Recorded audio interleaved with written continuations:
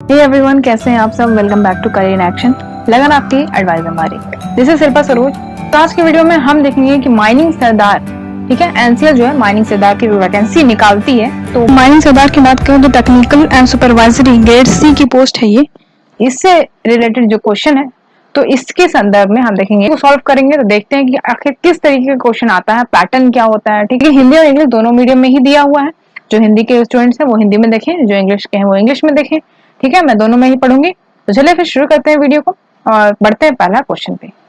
देखिए, पहला क्वेश्चन है कि भैया as per provision of CAMR 2017 danger zone in an area falling in an radius of, ठीक है, 100 मीटर, 150, 500 मीटर, 300 मीटर। देखिए यहाँ पे दिया हुआ कह रहा है कि CMR 2017 के तहत खतरनाक क्षेत्र का घेरा होता है। कितना होता है? 100 मीटर होता है, 150 मीटर होता है, 500 मीटर होता है कि 300 मीटर होता है। ठीक है, तो इसका राइट आंसर क्या हो जाएगा? 500 मीटर। ठीक है, राइट आंसर इसका हो जाएगा सी। ठीक है, तो राइट आंसर क्या हो जाएगा इसका? 500 मीटर।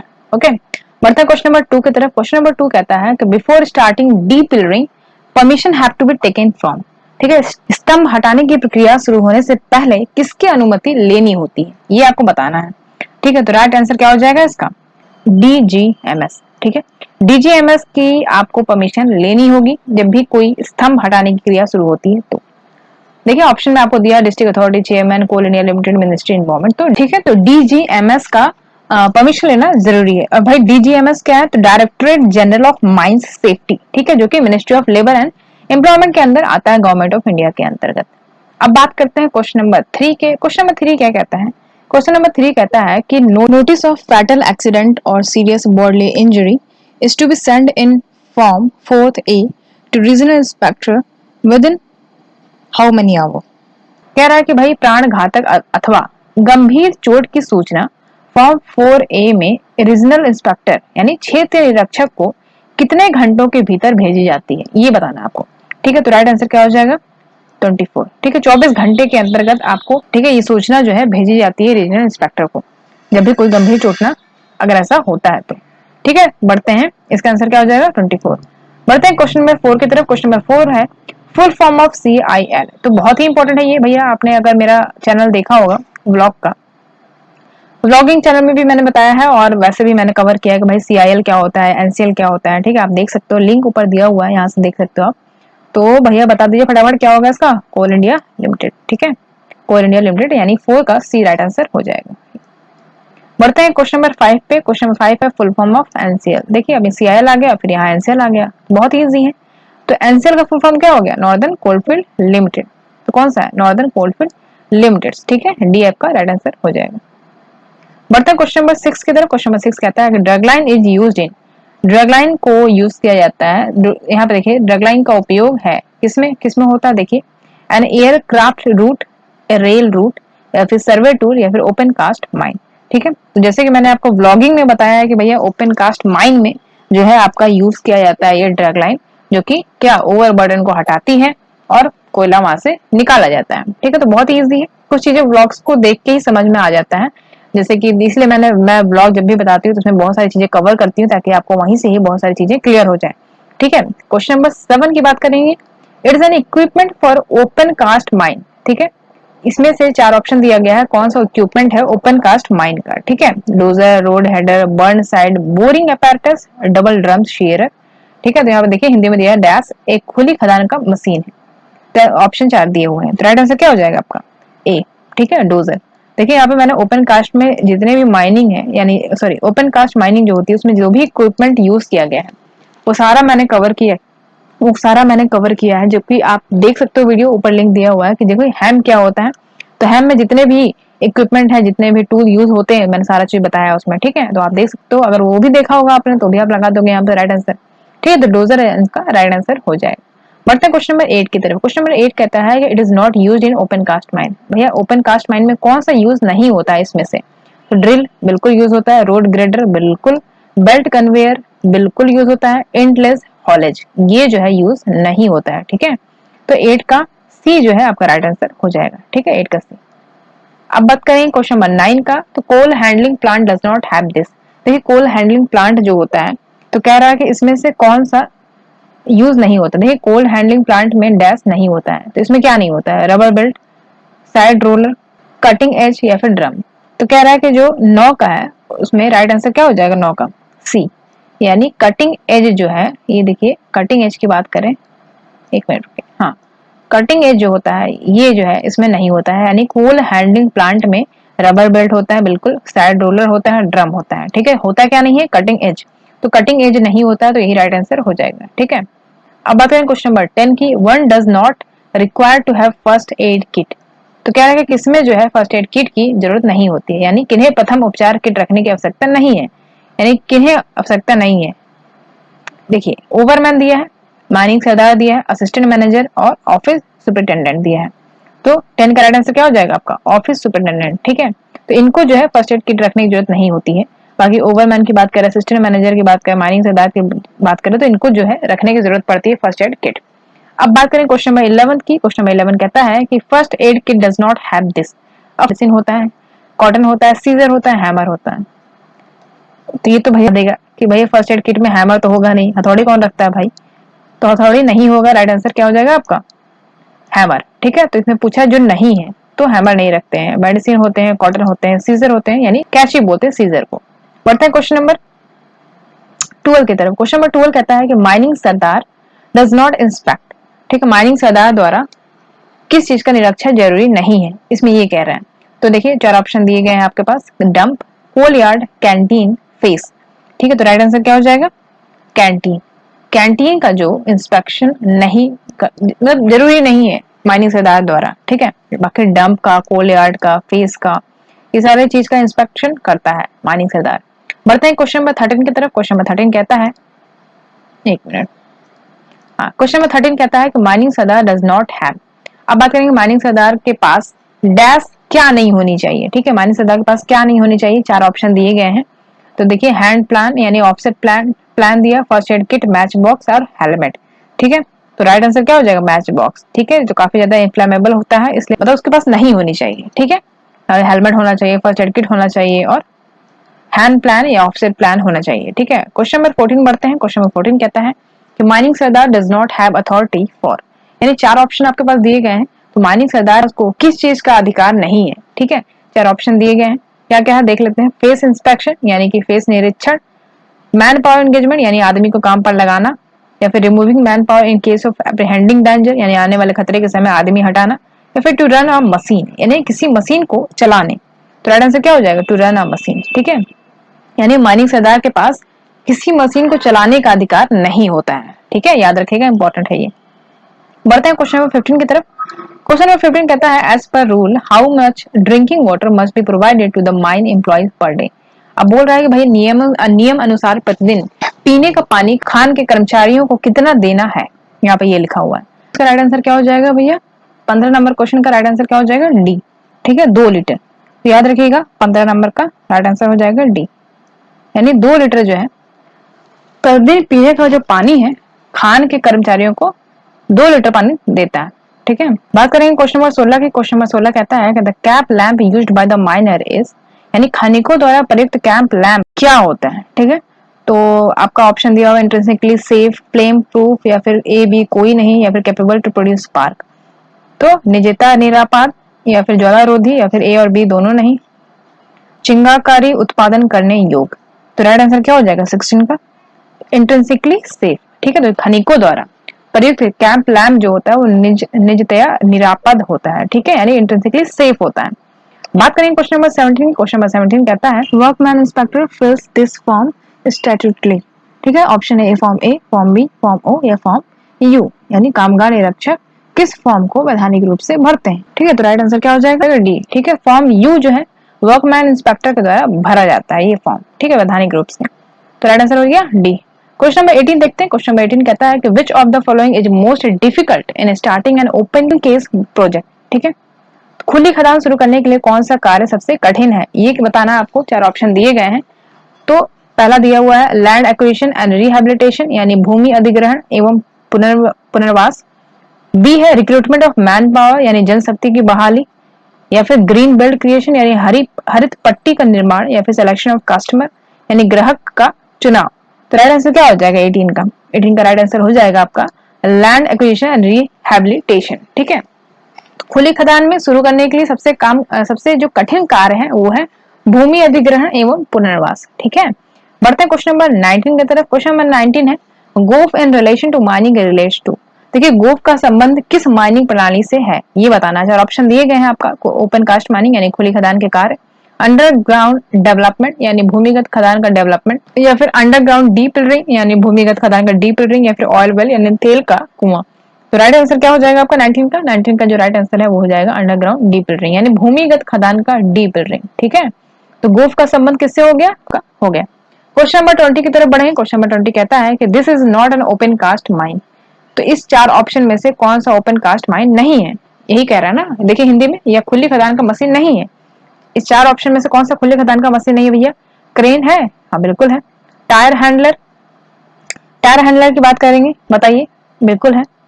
तो एसडीएल और फोक लिफ्टर, तो ये भी है। तो क्या बचा? जो एसडीएल है वो जो है खुली खदान का मशीन नहीं है। ठीक है, तो 20 का राइट आंसर क्या हो जाएगा? एसडीएल जो है राइट आंसर हो जाएगा। बढ़ते हैं 21 पे। क्वेश्चन नंबर 21 कहता है कि full form of SOP in mining. Mining में जो है एसओपी का फुल फॉर्म अगर हम बात करें माइनिंग, राइट आंसर इसका क्या हो जाएगा? सी। ठीक है, एसओपी को बोलते हैं सेफ ऑपरेटिंग प्रोसीजर। ठीक है, शेड्यूल ऑफ प्रोसीजर दिया है, सुपरिटेंडेंट ऑफ पुलिस दिया है, तो ये तो बिल्कुल नहीं होगा। सिस्टम ऑफ प्रोसीजर ये क्या होता है? तो सेफ ऑपरेटिंग प्रोसीजर जो है ये राइट आंसर हो जाएगा। बढ़ते हैं क्वेश्चन नंबर 22 की तरफ। क्वेश्चन नंबर 22 है, ठीक है, water danger plan is prepared by. देखिए वो पानी के खतरे का प्लान कौन बनाता है? ठीक है, कौन बनाता है बताइए। ऑप्शन दिया आपका civil engineer, mining supervisor, mine surveyor, या फिर सिविल सर्वेयर। तो कौन बनाता है बताइए। देखिए 22 का जो है राइट आंसर आपका हो जाएगा माइन सर्वेयर। समझिए कि वाटर डेंजर प्लान को जो प्रिपेयर करता है वो कौन करता है? Mine surveyor. ठीक है, माइन सर्वेयर जो है वो वाटर डेंजर प्लान को प्रिपेयर करता है। पढ़ते हैं क्वेश्चन नंबर 23 की तरफ। क्वेश्चन नंबर 23 है qualification had taken place in following order. देखिए कोयला निर्माण निम्न क्रम में हुआ है। कोयले का जो निर्माण होता है उसका एक क्रम है, उस हिसाब से जो है आपका कोयला का निर्माण किया जाता है। देखिए वो जो ऑप्शन है 4 वो क्रम अनुसार दिए गए हैं, कैसे पहचानना है आपको देखिए समझिए। ठीक है, बी जो है आपका राइट आंसर है यानी पिट, फिर लिग्नाइट, उसके बाद बिटुमिनियस, उसके बाद एंथ्रासाइट। देखिए यहाँ पे क्वालिफिकेशन दिया हुआ है, यहाँ से जो आपका जो कोयला है वो बहुत अच्छा कोयला निकलता है, एंथ्रासाइट सबसे अच्छा, पिट भूरा कोयला, उसके बाद बिटुमिनी, उसके बाद एंथ्रासाइट। ठीक है, बढ़ते हैं क्वेश्चन नंबर 24 की तरफ। क्वेश्चन नंबर 24 कहता है कि द टर्म रिप्रेजेंटेटिव फैक्टर यानी आरएफ इज रिलेटेड विद निरूपण कारक। आरएफ किससे जुड़ा है? खान संवातन, या फिर माइन प्लान, या फिर खान प्लान, या फिर माइन एयर सैंपलिंग मतलब खान वायु प्रतिदर्थ, या फिर माइन ड्रेनेज यानी खान जल निकासी। ठीक है, तो इसका राइट आंसर क्या हो जाएगा? बी। ठीक है, तो टर्म जो रिप्रेजेंटेटिव फैक्टर है वो किससे रिलेटेड जुड़ा हुआ है? तो माइन प्लान से ये चीज जुड़ा हुआ है। ठीक है, बढ़ते हैं क्वेश्चन नंबर 25 की तरफ। क्वेश्चन नंबर 25 कहता है, क्वेश्चन नंबर 25 कहता है कि this is not a mine as per mines act. यह खान अधिनियम के तहत एक खदान नहीं है। तो कह रहा है कि इसमें से कौन भैया एक खदान नहीं है माइंस एक्ट के अंतर्गत? तो सीएचपी बिल्कुल है, ओपी बेंच बिल्कुल है, मेन संप बिल्कुल है, पावर प्लांट नहीं है भैया, ये जो है ये माइन नहीं है। ठीक है, ये खान नहीं है, खदान नहीं है, मतलब पावर प्लांट जो है खदान नहीं है। ठीक है, बढ़ते हैं क्वेश्चन नंबर 26 की तरफ। क्वेश्चन नंबर 26 कहता है कि who is not a competent person as per norm. नियम अनुसार कौन कॉम्पिटेंट पर्सन नहीं है? HEMM operator, electrician, mining surveyor, data entry clerk. तो कॉम्पिटेंट पर्सन नहीं है तो भैया डाटा एंट्री क्लर्क जो है कॉम्पिटेंट पर्सन नहीं है नॉर्म के अनुसार। ठीक है, क्वेश्चन नंबर 27 कहता है, क्वेश्चन नंबर 27 है new coal mine regulation is effective from. अच्छा, नया कोल माइन रेगुलेशन कब से प्रभावी हुआ है ये क्वेश्चन है, 4 ऑप्शन दिए गए हैं। इसका राइट आंसर हो जाएगा बी, यानी नवंबर 2017 से जो है नया कोल माइन रेगुलेशन जो है वो प्रभावी हुआ है, यानी बी राइट आंसर हो जाएगा। बढ़ते हैं क्वेश्चन नंबर 28 की तरफ। क्वेश्चन नंबर 28 है which of the following is not a mine.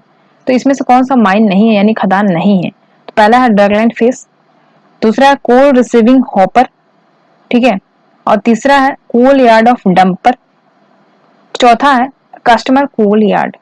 ठीक है, तो इसका राइट आंसर क्या हो जाएगा? कस्टमर कोल यार्ड। तो राइट आंसर हो जाएगा इसका कस्टमर कोल यार्ड। ठीक है, तो इसमें से खदान नहीं है, कौन सा नहीं है? ग्राहक का कोल यार्ड जो है ये खदान नहीं है। ठीक है, बाकी सब खदान है, यानी ड्रग लाइन का face, coal receiving hopper, dumper coal yard. ठीक है, कस्टमर कोल यार्ड जो है माइन खदान नहीं है। बात करेंगे क्वेश्चन 29 की। क्वेश्चन 29 कहता है कि PME is done at which interval for workman more than 45 years of age. 45 वर्ष से ज्यादा उम्र के कामगारों का, ठीक है, पीएमई किस अंतराल पर होता है? तो राइट आंसर क्या हो जाएगा? क्वेश्चन नंबर 29 का राइट आंसर हो जाएगा सी, ठीक है, 3 साल पर, 3 वर्ष के अंतराल पर, ठीक है। तो 45 वर्ष से ज्यादा उम्र के कामगारों का पीएमई जो है वो 3 वर्ष के अंतराल पर होता है। अब क्वेश्चन नंबर 30 की तरफ बढ़े। क्वेश्चन नंबर 30 कहता है कि refresher training of workman is done at the interval of, refresher training कामगारों को कितने अंतराल पर होती है? रिफ्रेशर ट्रेनिंग कामगारों को कितने अंतराल पर होती है? ठीक है, तो राइट आंसर क्या हो जाएगा? 5 ईयर, ठीक है। तो 5 साल के अंतराल पर होती है इनका रिफ्रेशर ट्रेनिंग कामगारों की, ठीक है। बढ़ते हैं क्वेश्चन नंबर 31 की तरफ। क्वेश्चन नंबर 31 कहता है कि when IME is done, when IME is done यानी आईएमई कब होता है? At the age of 18 years, या फिर आफ्टर ज्वाइनिंग, या फिर बिफोर ज्वाइनिंग, या फिर व्हेन एन इंजरी और सिकनेस, ठीक है। तो इसका राइट आंसर क्या हो जाएगा? बिफोर ज्वाइनिंग, ठीक है, ज्वाइनिंग के पहले जो आईएमई होता है, ठीक है। क्वेश्चन नंबर 32 देखेंगे, स्ट्रेचर इज यूज्ड फॉर, यानी स्ट्रेचर किस लिए प्रयुक्त होता है? तो याद रखिएगा, देखिए क्या है, ऑप्शन दिया है, सामान ढोने हेतु, बीमार ढोने हेतु, कोयला ढोने हेतु, या फिर ऊपर का सभी। तो राइट आंसर क्या हो जाएगा 32 का?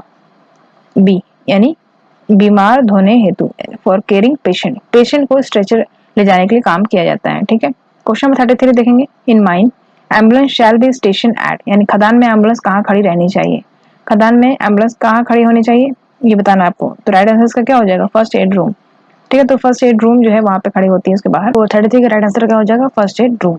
देखिए ऑप्शन ए दिया सिक्योरिटी पोस्ट, ये तो होगा नहीं, फायर स्टेशन ये भी नहीं होगा, सब स्टेशन ये भी नहीं होगा, तो बच्चा आपका फर्स्ट एड रूम। तो राइट आंसर सी हो जाएगा।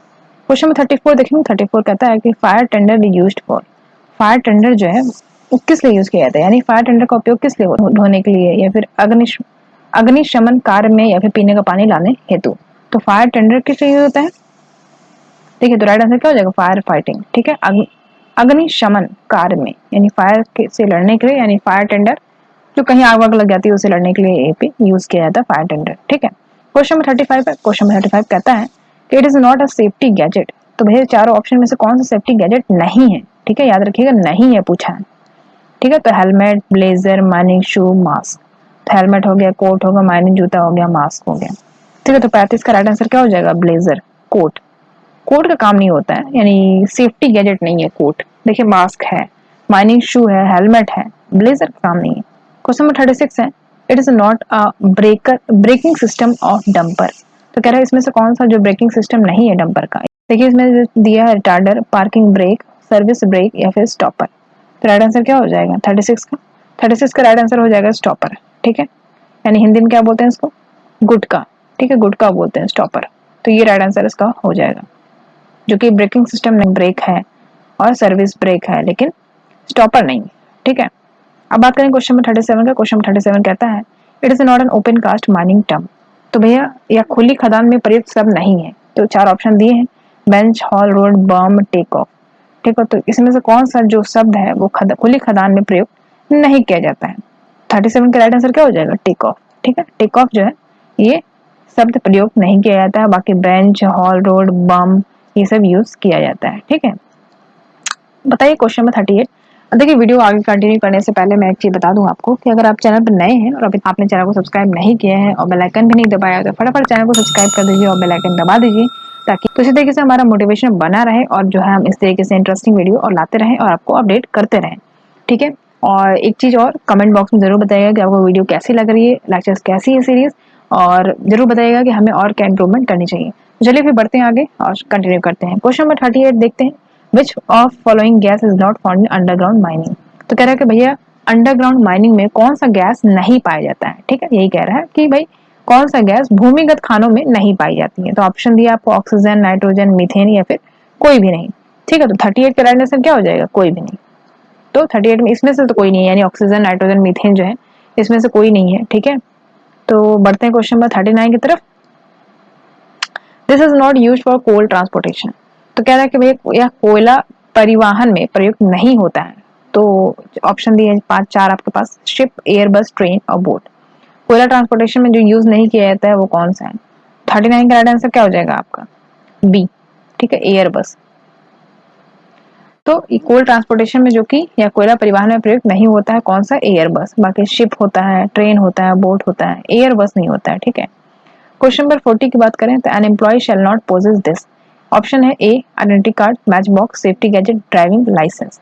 ठीक है, तो 40 का राइट आंसर क्या हो जाएगा? बी। देखिए ज्यादातर क्वेश्चन पूछ रहा है मैच बॉक्स, मैच बॉक्स का काम क्या है? सिगरेट थोड़ी पीना है वहां बैठ के। और जैसे कि आप देखोगे कि यहाँ लिखा रहता है कि smoking is injurious to health या फिर स्मोकिंग इज डेंजरियस। ठीक है, तो यहाँ पे ऐसे करके लिखा होता है। तो कोल माइंस में आग का लगना बहुत ही आम बात है और बहुत जगह मतलब अब लगना होगा तो कहीं भी लग सकता है, लेकिन चीजों को ध्यान में रखना है सेफ्टी की मेजर्स के लिए। तो एम्प्लॉय जो है कर्मचारी के पास मैच बॉक्स नहीं होना चाहिए। ठीक है, आग लग सकती है। बाकी क्वेश्चन 41 देखेंगे, if someone is injured what to do. अगर किसी को चोट लगी है तो सबसे पहले क्या करना चाहिए? देखिए 4 ऑप्शन दिया है। उसे पाठ पढ़ाना चाहिए? बिल्कुल नहीं। उसे प्राथमिक उपचार देना चाहिए? जी हाँ, बिल्कुल। टू गिव फर्स्ट एड, पहले उसको फर्स्ट एड देना चाहिए, ना कि उसे शिक्षण दें, उसे घर भेज दें, तो ये सारी चीजें। ठीक है, तो राइट आंसर क्या हो जाएगा? To give first aid. बढ़ते हैं क्वेश्चन नंबर 42 की तरफ। क्वेश्चन नंबर 42 है, how many subsidiary Coal India है। तो कोल इंडिया को कितने सब्सिडायरी कोल इंडिया लिमिटेड की? तो राइट आंसर क्या हो जाएगा? 8। देखिए मैंने बताया है, जहाँ पे सीआईएल देख सकते हैं आप, सीआईएल क्या है, तो उसमें मैंने बताया कि इसके कितने सब्सिडायरी कोल इंडिया लिमिटेड की, तो 8 है। ठीक है, और बाकी 2 जो फॉरेन है। बढ़ते हैं क्वेश्चन नंबर 43 की तरफ। क्वेश्चन नंबर 43 है, burden is the distance between. ठीक है, यानी बर्डन किसके बीच की दूरी है ये बताना है। तो 43 का राइट आंसर क्या हो जाएगा आपका? C, first row of the blast hole and the bench edge. ठीक है, यानी कि पहली पंक्ति एवं बेंच एज का यानी किनारा। तो बर्डन का डिस्टेंस जो है किसके बीच का है? First row of blast hole and bench edge. Question number 44 की बात करें, performance of blasting is calculated as. तो कैसे कैलकुलेट किया जाता है? Stripping ratio, power factor, powder factor या फिर स्पेस फैक्टर। ठीक है, तो 44 का राइट आंसर क्या हो जाएगा? Powder factor. ठीक है, परफॉर्मेंस ऑफ ब्लास्टिंग जो है उसको कैलकुलेट किया जाता है एज ए पाउडर फैक्टर। ठीक है, बढ़ते हैं क्वेश्चन नंबर 45 की तरफ। 45 क्वेश्चन कहता है कि proximity warning is fitted for. देखिए proximity warning is fitted for यानी प्रॉक्सिमिटी वार्निंग क्यों लगाते हैं? तो ऑप्शन दिया है, कार्य क्षमता बढ़ाने हेतु, लोड फैक्टर बढ़ाने हेतु, सुरक्षा बढ़ाने हेतु या फिर संचार सुधारने हेतु। तो 45 का राइट आंसर क्या हो जाएगा? सी, यानी कि इंप्रूविंग सेफ्टी, यानी सुरक्षा बढ़ाने हेतु जो है प्रॉक्सिमिटी वार्निंग जो है फिट किया जाता है। ठीक है, क्वेश्चन नंबर 46 देखेंगे। 46 कहता है कि adult means a person who has completed his how many year. यहाँ पे कह रहा है कि व्यास वह व्यक्ति है जो कितने वर्ष की उम्र पार कर चुका है। यहाँ पे ये बोल रहे हैं अडल्ट। अडल्ट मतलब क्या होता है कि भाई जिसने जिसने 18 साल की उम्र को क्रॉस कर लिया है उसको हम अडल्ट बोलते हैं। ठीक है, तो देखा होगा आपने कोई वीडियो जैसे आती है तो लिखा रहता है कि आर यू 18 प्लस। अगर आप 18 प्लस से हैं यानी कि आप अडल्ट हैं तभी वो वीडियो आगे चलेगी। ठीक है, तो इस तरीके से समझिए। ठीक है, क्वेश्चन नंबर 47 कहता है vehicle transporting explosive shall not exceed the speed of. यहाँ पे कह रहे हैं कि बारूद वाहन करने वाली गाड़ी की गति कितने किलोमीटर पर घंटे से ज्यादा नहीं होनी चाहिए। तो यहाँ पे ये कह रहा है, ठीक है जी, यानी कि जो एक्सप्लोसिव से भरी गाड़ी होती है हुआ है तो उसकी स्पीड कितने से ज्यादा नहीं होनी चाहिए ये कह रहा है। तो याद रखिएगा 25 किलोमीटर प्रति घंटा की रफ्तार से ज्यादा नहीं होनी चाहिए। ठीक है, इंपॉर्टेंट है ये। क्वेश्चन नंबर 48 है, which of the extinguisher can be used for electrical fire. ठीक है, तो कौन सा एक्सटिंग्विशर जो है वो इलेक्ट्रिकल फायर के लिए यूज किया जाता है, यानी बिजली की आग में किस तरह का अग्निशमन यंत्र प्रयोग करेंगे। तो यहाँ पे देखिए ऑप्शन दिया है automatic, water type, foam type या फिर CO2 टाइप।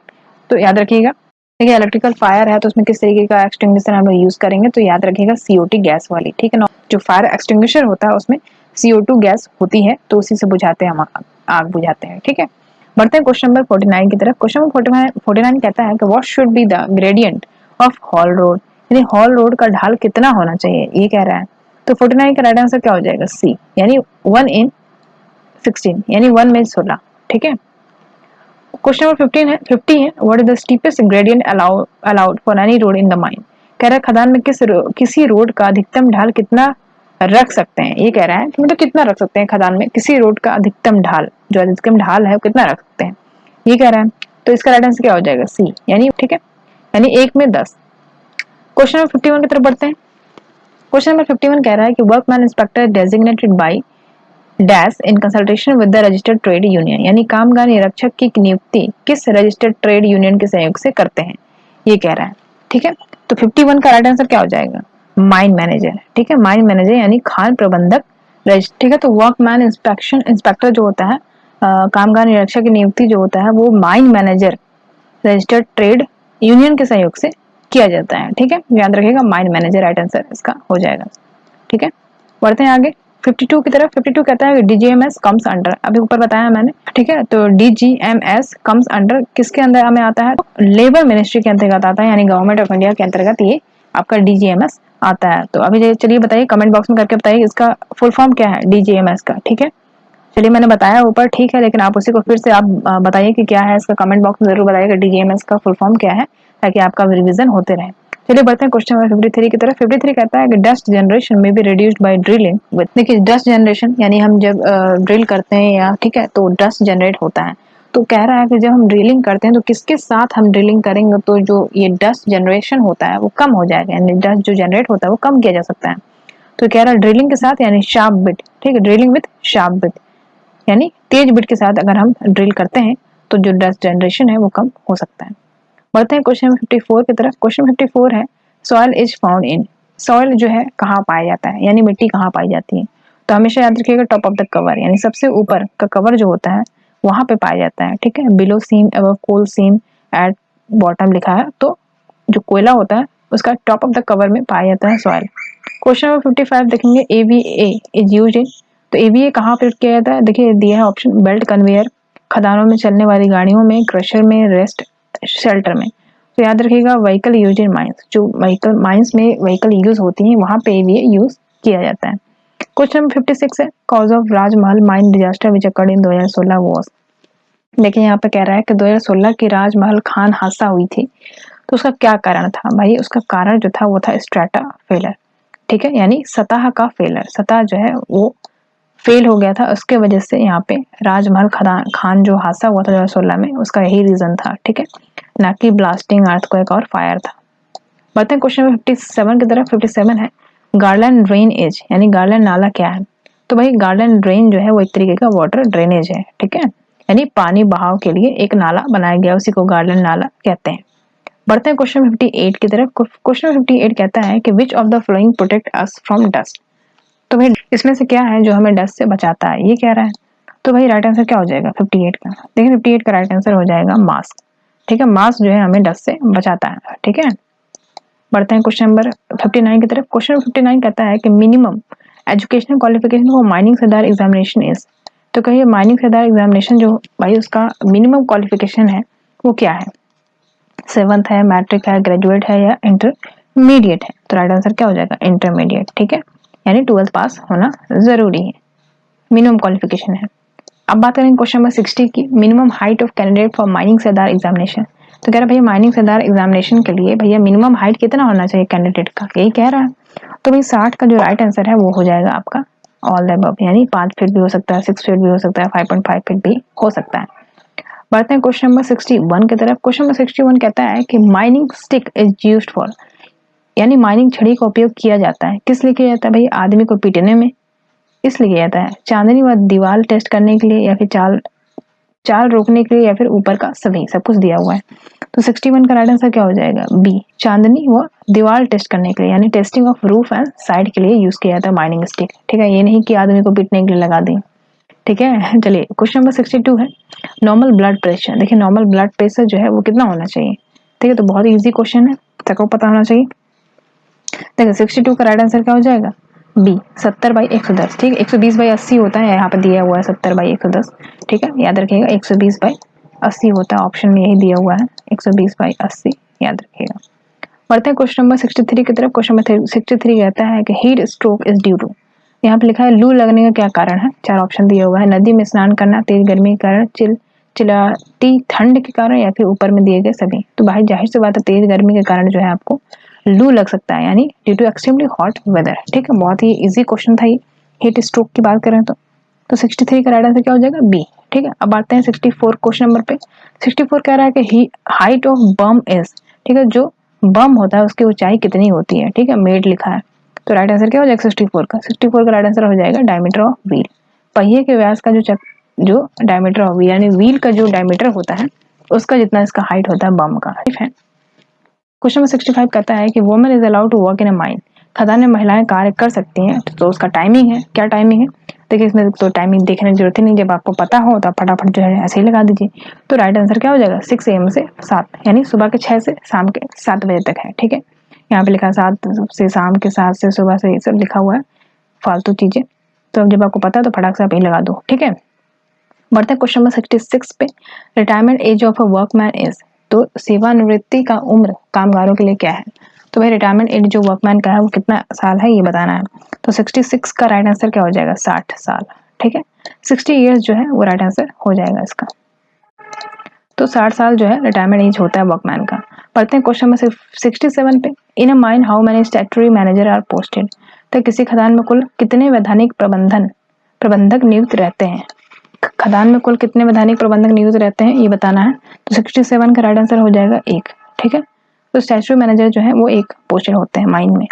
बढ़ते हैं क्वेश्चन नंबर 68 पे। Who is not the competent authority in a mine, ठीक, खदान के लिए सक्षम अधिकारी नहीं है इस चारों ऑप्शन में से, कौन है वो भैया।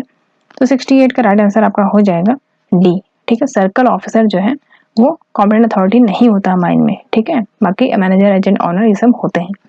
बढ़ते हैं क्वेश्चन नंबर 69 की तरफ। क्वेश्चन नंबर 69 है surveyor is deployed in a mine for, यानी सर्वेक्षण को खदान में क्यों लगाया जाता है। प्रिपेयरिंग प्लान यानी अपडेटिंग प्लान, या डेली रूटीन सर्वे, या फिर सारे ही। तो 69 का राइट आंसर क्या हो जाएगा, सारे काम के लिए, यानी माइन प्लानिंग बनाने हेतु, माइन प्लान अपडेट करने हेतु, रोज का रूटीन सर्वे सर्वेक्षण हेतु, तो यहाँ सारे के लिए ही सर्वेयर का काम यहाँ पे किया जाता है, खदान में लगाया जाता है, ठीक है। क्वेश्चन नंबर 70 है the main use of coal in India is, तो मेन यूज होता है कोल का पूरे कोल भारत में, तो मेन यूज क्या होता है कोयले का, देखते हैं। फ्यूल फॉर कुकिंग यानी खाना बनाने के लिए, फॉर ऑयल एक्सट्रैक्शन यानी तेल निकालने के लिए, फॉर पावर जनरेशन बिजली उत्पादन में यानी खेती के कार्य में, ठीक है। तो 70 का राइट आंसर क्या हो जाएगा, फॉर, सबको पता है फॉर पावर जनरेशन, ठीक है। बिजली उत्पादन में जो है मेन भारत में कोयले का जो मुख्य उपयोग है वो बिजली उत्पादन में होता है, ठीक है। तो यहाँ पे हम सेक्शन बी की तरफ, ठीक है। चलिए बढ़ते हैं आगे। क्वेश्चन नंबर 1 कह रहा है कि who was the first actor to get Oscar award, 4 option दिए हैं, मॉन्टेगोमेरी, फेयरबैंक्स, जेनेट गेनर या फिर चार्ली चैपलिन, ठीक है। तो राइट आंसर क्या हो जाएगा 1 का, जेनेट गैनर, ठीक है। चलिए तो राइट आंसर हो जाएगा सी, ठीक है, जेनेट गैनर। क्वेश्चन नंबर 2 है which country award the Nobel prize, Nobel पुरस्कार किस देश से प्रदान किया जाता है। तो राइट आंसर क्या हो जाएगा बी, ठीक है, स्वीडन। नोबेल पुरस्कार जो है वो स्वीडन देश से प्रदान किया जाता है। बढ़ते हैं क्वेश्चन नंबर 3 पे। Which of the following is India's highest honour in the field of literature, निम्नलिखित में से कौन सा साहित्य के क्षेत्र में भारत का सर्वोच्च सम्मान है, ठीक है। तो कौन सा सम्मान है भैया, देखिए 3 का राइट आंसर क्या हो जाएगा आपका, ज्ञानपीठ अवार्ड, ठीक है। यहाँ पे दिया हुआ व्यास सम्मान, कालिदास सम्मान, ज्ञानपीठ अवार्ड, ज्ञानपीठ पुरस्कार, सरस्वती सम्मान। तो सबसे जो सर्वोच्च सम्मान है भारत का साहित्य के क्षेत्र में वो है ज्ञानपीठ पुरस्कार, याद रखिएगा, ठीक है, ज्ञानपीठ अवार्ड। अब बढ़ते हैं क्वेश्चन नंबर 4 की तरफ। No tobacco day falls on, बहुत ही इजी क्वेश्चन हो सकता है, ठीक है। तो 4 का राइट आंसर क्या हो जाएगा, देखिए 31 मई, ठीक है। 31 मई को नो टोबैको डे मनाया जाता है, ठीक है। बढ़ते हैं क्वेश्चन नंबर 5 की तरफ। वर्ल्ड पॉपुलेशन डे, ये तो another important question and very easy question. देखिए वर्ल्ड पॉपुलेशन डे की बात करें तो वर्ल्ड पॉपुलेशन डे 11 जुलाई, ठीक है, 11 जुलाई को आपका वर्ल्ड पॉपुलेशन डे मनाया जाता है, ठीक है। बढ़ते हैं क्वेश्चन नंबर 6 की तरफ। क्वेश्चन नंबर 6 कहता है कि when was the first international one day cricket match was played, तो वो पहला इंटरनेशनल वनडे क्रिकेट मैच कब खेला गया था ये बताना है। तो इसका राइट आंसर क्या हो जाएगा 1971, ठीक है। 1971 को खेला गया था एक दिवसीय अंतरराष्ट्रीय क्रिकेट मैच, सबसे पहला 1971 में खेला गया था, ठीक है। बढ़ते हैं क्वेश्चन नंबर 7 की तरफ। अब बढ़ेंगे क्वेश्चन नंबर 7 की तरफ। Name of the state bird of Madhya Pradesh, ठीक है, मध्य प्रदेश का स्टेट बर्ड क्या है, ठीक है। तो ये बताना आपको, तो बहुत ही इजी क्वेश्चन है भाई, पैराडाइज फ्लाई कैचर जो है ये मध्य प्रदेश का स्टेट बर्ड है, ठीक है। तो 7 का राइट आंसर क्या हो जाएगा सी, ठीक है, यानी जिसको हिंदी में दूधराज कहते हैं, ठीक है। क्वेश्चन नंबर 8 है, बहुत ही इजी क्वेश्चन है, तो कह रहे हैं एनजीटी का फुल फॉर्म पूछ रहा है, ठीक है। तो इसका राइट आंसर क्या हो जाएगा, नेशनल ग्रीन ट्रिब्यूनल, ठीक है। तो राइट आंसर ए हो जाएगा। तो 8 का राइट आंसर क्या हो जाएगा, नेशनल ग्रीन ट्रिब्यूनल। अब आते हैं क्वेश्चन नंबर 9 का। तो who author the book planned economy for India, तो बहुत ही इंपॉर्टेंट क्वेश्चन है, बहुत ही इजी है, ठीक है। तो भाई प्लान्ड इकोनॉमी फॉर इंडिया ये बुक है, पूछ रहा है कि इसके जो ऑथर हैं वो कौन है, ठीक है। तो 9 का ए आंसर राइट हो जाएगा, एम विश्वेश्वरैया, ठीक है। ये हमारे आप देख सकते हैं हमने इसको कंप्लीट किया है, हमारा जो मैराथन क्लासेस उसमें ये कंप्लीट किया गया है, ठीक है। चलिए बढ़ते हैं क्वेश्चन नंबर 10 की तरफ। The longest river in India, देखिए जो है मैंने कवर किया है, तो बताया है कि भैया लॉन्गेस्ट रिवर जो इंडिया की है वो कौन सी रिवर है ये बताना है, ठीक है। तो 10 का राइट आंसर क्या हो जाएगा, गंगा, ठीक है। गंगा के बाद कौन सी है, देखिए गंगा के बाद गोदावरी है, ठीक है। अब बढ़ेंगे क्वेश्चन नंबर 11 की तरफ। क्वेश्चन नंबर 11 है which is the state tree of Madhya Pradesh. ठीक है, मध्य प्रदेश का स्टेट ट्री कौन सा है? तो बरगद है। बी हो जाएगा 11 का, बरगद है यानी बनियान ट्री जिसको बोलते हैं। तो मध्य प्रदेश का स्टेट ट्री हो गया आपका बनियान ट्री है। ठीक, तो याद रखिएगा, देखिए यहाँ पे मध्य प्रदेश से जो इंपॉर्टेंट क्वेश्चन आपके हो सकते हैं, यानी मध्य प्रदेश का खेल को देख लीजिए, है ना, तो उसको भी एक लेक्चर ले आऊंगी जिसमें हम सिर्फ मध्य प्रदेश का वो देख लेंगे सारी चीजें कि भाई मध्य प्रदेश के हिसाब से क्या है सारी चीजें, तो वो सारे क्वेश्चन यहाँ पे आता है। ठीक है, तो उसका मैं एक अलग लेक्चर ले आऊंगी। फिलहाल जो है इसको कंटिन्यू करते हैं। क्वेश्चन नंबर 12 क्या है? All the following countries celebrate their independence day on 15 August except. देखिए यहाँ पे लिखा है कि निम्नलिखित देश 15 अगस्त को छोड़कर अपना स्वतंत्र दिवस मनाते हैं, सिवाय कौन से देश के? देखिए यहाँ पे सारे ही देश 15 अगस्त को अपना इंडिपेंडेंस डे यानी स्वतंत्रता दिवस मनाते हैं, लेकिन एक देश ऐसा है जो इसमें अपना 15 अगस्त को स्वतंत्रता दिवस नहीं मनाता है। तो कौन सा देश है भैया? तो 12 का राइट आंसर क्या हो जाएगा?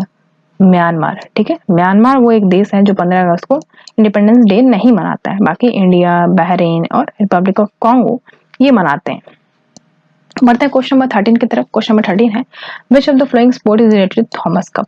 तो भैया थॉमस कप से कौन सा स्पोर्ट्स रिलेटेड है ये बताना है। तो देखिए कप यहाँ पे दिया हुआ है, स्पोर्ट्स का क्वेश्चन है ये। तो ये जो है इससे क्वेश्चन जो है हम लोग इसके जितने भी कप्स हैं, ठीक है, जितने भी प्राइज हैं जो दिए जाते हैं, ये सारा हम लोग कंप्लीट कर देंगे। ठीक है, एक फटाफट एक लेक्चर ले आएंगे छोटा सा, उसमें आपको जो है आप एक नोट्स में लिख लीजिएगा कि कौन सा कप किस में मिलता है, कौन से स्पोर्ट्स से रिलेटेड होता है।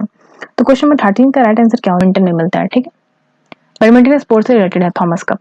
बढ़ते हैं क्वेश्चन नंबर 14 की तरफ। क्वेश्चन नंबर 14 है which of the following sports related to Santosh trophy. तो भाई संतोष ट्रॉफी जो है कौन से स्पोर्ट्स से रिलेटेड है ये बताना है। तो 14 का राइट आंसर क्या हो जाएगा? फुटबॉल। ठीक है, फुटबॉल से याद रखिएगा संतोष। तो फुटबॉल जो है कौन, फुटबॉल जो स्पोर्ट्स है, तो फुटबॉल ऐसा स्पोर्ट्स है जो संतोष ट्रॉफी से रिलेटेड है। ठीक है, क्वेश्चन नंबर 15 है the smallest planet of solar system. बहुत ही इजी क्वेश्चन कह रहा है कि भैया स्मॉलेस्ट प्लैनेट कौन सा है सोलर सिस्टम का। तो भैया पहले शुरू करिए। तो टोटल 8 प्लैनेट है। ठीक है, पहले 9 था, तो प्लूटो जो है अब उसको एक्सटेंड कर दिया गया है, तो अभी कुल मिला के कितने हैं? 8 प्लैनेट है, यानी Mercury, Venus, Earth, Mars, Jupiter, Saturn, Uranus, Neptune, Pluto. ठीक है, तो अब प्लूटो को हटा दिया गया, बचे 8। तो सबसे छोटा जो है आपका क्या हो गया? मरकरी। ठीक है, तो यानी ये, तो मरकरी क्या है? बुध। ठीक है, तो बुध जो है सबसे छोटा है, यानी 15 का आपका बी राइट आंसर हो जाएगा। क्वेश्चन नंबर 16 देखेंगे, the largest planet of the solar system. अब लार्जेस्ट क्या अदा करेंगे? ठीक है, तो 16 हम देख रहे हैं ना, 16 का देखिए राइट आंसर क्या हो जाएगा? जुपिटर। लार्जेस्ट मतलब सौर मंडल का सबसे बड़ा ग्रह जो कह रहा है वो जुपिटर है। ठीक है, याद रखिएगा। ये सारी चीजें जो रटा रटाई है बिल्कुल आप पढ़े होंगे 6-7 क्लास में, तो वही सारी चीजें हैं, बस आपको दिमाग में रहना है कि भाई कहाँ पे इसको फटाक से हमें यूज करना है। पढ़े तो सब कुछ होते हैं, बस यूज कैसे करना है ये इंपॉर्टेंट है। बढ़ते हैं क्वेश्चन नंबर 17 की तरफ। Bihu is celebrated in. देखिए बिहू डांस सुना होगा आपने। ठीक है, तो 17 का जो क्वेश्चन है बिहू इज सेलिब्रेटेड इन, तो बिहू कहाँ सेलिब्रेट किया जाता है? तो असम में। ठीक है, बिहू डांस सुना है, तो ये असम का ही है। बढ़ते हैं क्वेश्चन नंबर 18 की तरफ। विच of the flowing train travels the longest distance in India. तो कह रहा है कि भैया इस सारे ऑप्शन में से, कह रहा है 4 ऑप्शन दिए गए हैं, इसमें से कौन सा ट्रेन है, ठीक है, तो निम्नलिखित में से कौन सा ट्रेन भारत में सबसे लंबी दूरी तय करती है। तो भैया गुवाहाटी एक्सप्रेस है, या हिमसागर एक्सप्रेस है, या फिर नवयुग एक्सप्रेस है, या फिर विवेक एक्सप्रेस है। तो ये ऑप्शन क्या हो जाएगा आपका? डी, विवेक एक्सप्रेस जो है सबसे लंबी दूरी तय करती है। ठीक है, भारत में ये एक ट्रेन है। बढ़ते हैं क्वेश्चन नंबर 19 की तरफ। क्वेश्चन नंबर 19 है which of the flowing state having highest waterfall India. ठीक है, तो कह रहा है कि सबसे ज्यादा अधिक बारिश कौन से राज्य में होती है।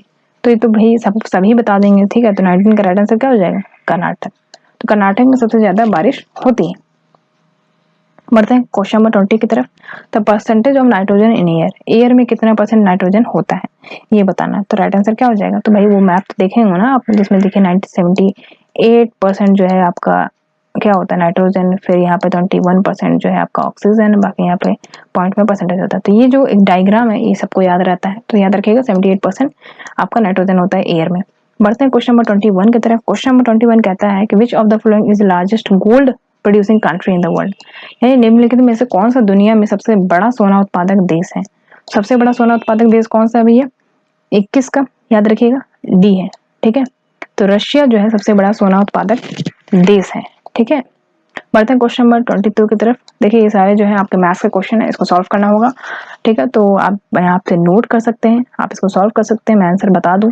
देखिए 22 का है कि 12,500 रुपए की राशि 4 वर्षों में निम्न में से किस साधारण ब्याज की दर पर 4 वर्षों में रुपए में 15,500 को 500 हो जाएगी। ठीक है, तो इसका राइट आंसर क्या हो जाएगा 22 का। 22 का राइट आंसर हो जाएगा डी। ठीक है, 23 की बात करें 23 का राइट आंसर हो जाएगा बी। 24 का राइट आंसर हो जाएगा डी। 25 का राइट आंसर हो जाएगा डी।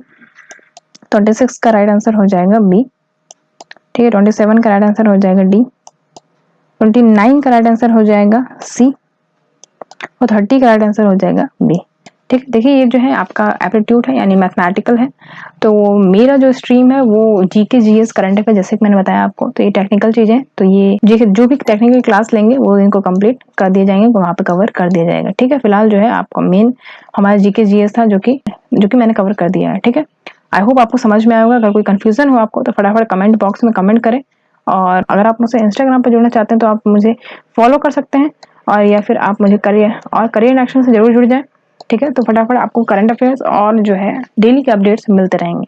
और हमारे टेलीग्राम ग्रुप को ज्वाइन कर सकते हैं। अगर आपको इसकी पीडीएफ चाहिए तो आप टेलीग्राम ग्रुप को ज्वाइन करें, करियर इन एक्शन 99, और वहां से आप पीडीएफ जो है डाउनलोड कर सकते हैं। ठीक है, वहां पे आपको सारी पीडीएफ वहां पे मिल जाएगी। आपको जो वहां पे पीडीएफ चाहिए फटाफट आप वहां पे कमेंट कर सकते हैं, सारे पीडीएफ आपको वहां पे मिल जाएगी। तो चलिए फिर आज के लिए इतना ही, मिलते हैं अगले वीडियो में, तब तक के लिए ध्यान रखिए। Thank you so much for watching.